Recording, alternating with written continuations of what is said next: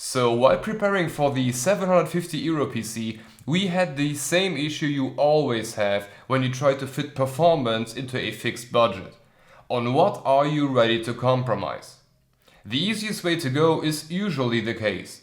So we found two cases which were somewhat cheap and we just ordered both and had a look. Now the first one was the Intertech Thunder, the video which came out about 2 weeks ago.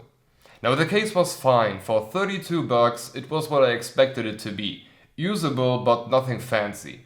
However, today the second case arrived, the Intertech C-303 mirror, and I must say, I am completely shocked.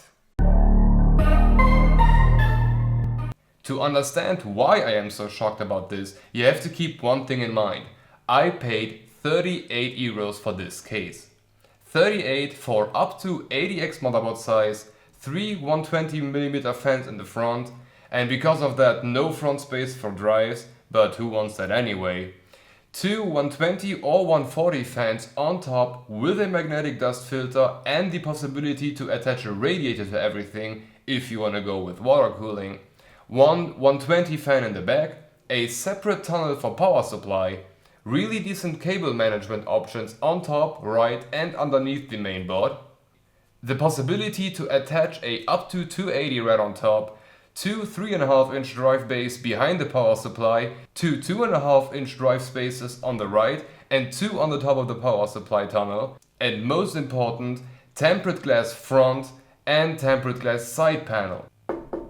Real glass for €38.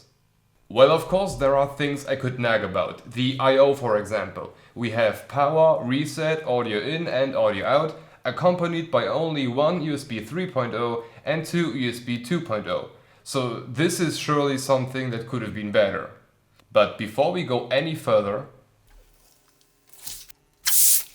so to get back to why I am so amazed about this thing, it is not only looking really good, but its build quality is also outstanding for the price point.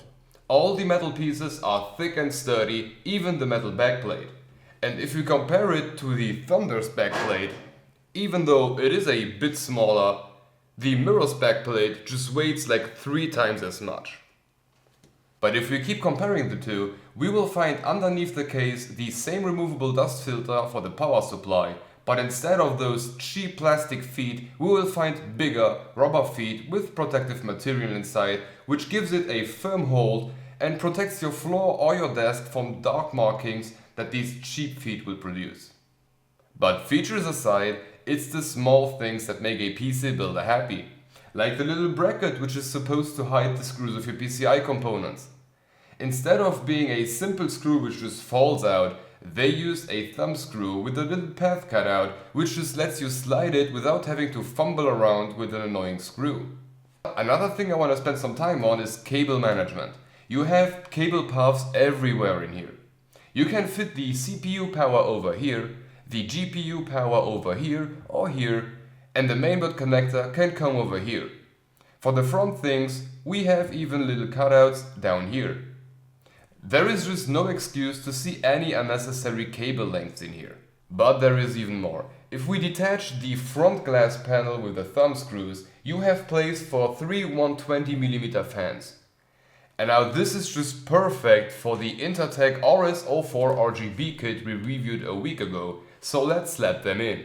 Now not only does this look amazing, but if we take a look behind the fans and in front of the power supply tunnel, there is a gap. You could potentially just fit another rad right here, even maybe a full 360 rad.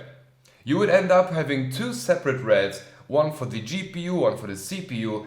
If you really want to have some high-end stuff, you could have a big-ass custom loop with hardline tubing all over the place. But unfortunately, the only radiator we have right now is in the render machine. But once we have something, we will get back to this. Now there is always something we can nag about, so let's get started with that. First off, the fact that the case doesn't come with a fan at all may be an issue to some. Now I understand that Intertech would not want to fit the whole RGB kit in there, considering it costs like €10 less than the case, but any €3 fan in the back would have prevented people from forgetting that a case fan is something that you need to buy. Another thing which isn't a terrible thing, but it kinda annoys me, On the left we have thick metal. On top we have thick metal. On the side, thick metal. Inside, thick metal. On top of the power supply, cheap, thin metal. Now I just don't get it. Everywhere they use expensive stuff, sturdy stuff, except for there. Now this should actually not bother anyone once the build is finished, but I really wanted to mention it. The last nagging would be about quality of production. Even though they did use high quality materials, we found little hiccups here and there. The paint job, for example, which had little spots that are shining in the original metal color. Another hiccup which really annoys me is the front panel. Here on the end, we found that the coating wasn't perfect at all and that it was scratched off. Now I can't say if these spots are bound to my unit or if it's a global issue, but in the future I would love to see these cases being produced mistake-free. Now besides those three things, there is actually nothing negative I could say about it. The look is amazing, especially with the RGB fans. The usage of glass is highly unusual in this price segment. The size is okay, having a PSU tunnel is great, the cable management options are far more than you need, and the amount of space for fans and reds is also perfect for a case this size.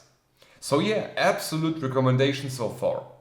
I would have loved to see this case being used in the 750 euro build, but unfortunately there is a 5 euro shortfall, so we will have to stick to the Thunder.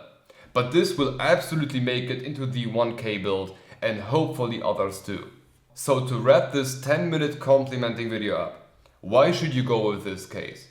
Well, we have here a 38 euro case which features options that are usually reserved for the 50 euro and above segment, like the usage of real glass, thick materials, radiator placements, placements for more than 2 fans, a thought out cable management system, a look that doesn't represent office PCs, a power supply compartment, and the possibility to make RGB lights look really good.